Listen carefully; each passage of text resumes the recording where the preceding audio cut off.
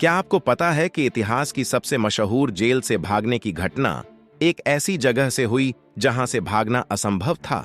सन 1962 में Frank Morris और एंगलिन भाइयों ने अल्काट्राज जेल से भागने का फैसला किया।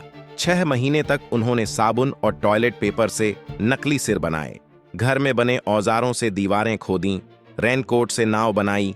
11 जून की रात वे वेंटिलेशन शाफ्ट से निकले, जेल की दीवार चढ़े और सैन फ्रांसिस्को की खाड़ी में गायब हो गए। सुबह तक गार्डों को पता भी नहीं चला। FBI ने बड़ी जांच शुरू की। एंजल आइलैंड तक पहुंचने के सबूत मिले, लेकिन जिंदा होने का कोई प्रमाण नहीं। 60 साल बाद भी यह केस अनसुलझा है। हाल के सबूत बताते हैं कि शायद वे बच गए थे। असंभव जेल से सबसे परफेक्ट एस्केप।